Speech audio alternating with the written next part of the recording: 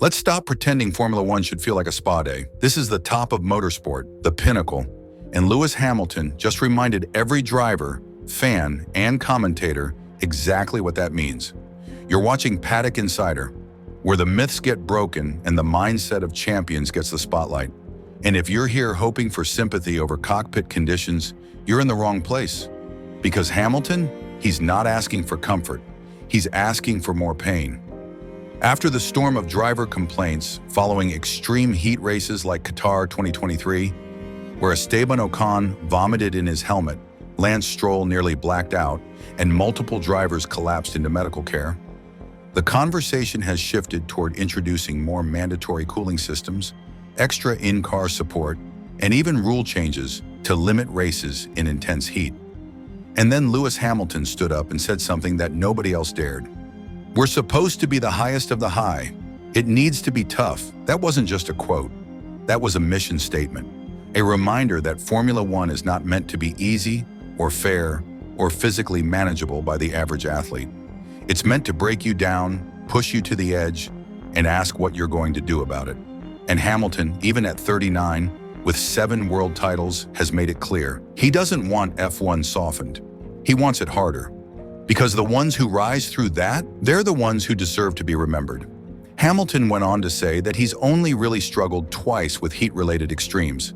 His first year in Malaysia, when his drink system failed, and Singapore in 2023, which he described as pretty brutal. But did he call for changes? No, he called for preparation. If anything, the cars today are easier to drive than when I started in F1, he said. They're a lot heavier, but I don't want to use a cooling system if I can avoid it. It's not something for me. Instead of relying on tech to solve discomfort, Hamilton looks inward. He wants to pre-cool his body before the race, use a vest, hydrate better, optimize physically. He treats the challenge like part of the job, not a flaw in the rules. And that alone tells you why he's still in the conversation for greatness. Not just as a driver, but as a competitor. Because when others are reaching for excuses, Hamilton's reaching for accountability. Let's remember what happened in Qatar last year. Conditions pushed the grid to the edge. Drivers blurred in and out of consciousness. Some described it as unsafe. Some hinted it was inhumane. And while the FIA took action with new limits and safety measures, Hamilton's perspective cuts deeper. He doesn't dismiss the danger. He doesn't suggest drivers should pass out for entertainment. But he does say this: we are the best. We're supposed to be different. We're supposed to suffer more than others can. That's what it means to be elite. That's why people watch. And for all the changes in modern F1, hybrid engines, endless data, digital simulation, cockpit comfort, Hamilton is here to keep the sport anchored to its roots.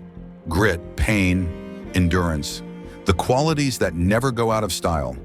What makes this so fascinating is that Hamilton is saying this while adapting to a new team, a new car, a new culture at Ferrari. He's already navigating the mental challenge of a brand new environment, and yet, even while he's working through those transitions, he's still raising the bar on what the physical demands of the sport should be.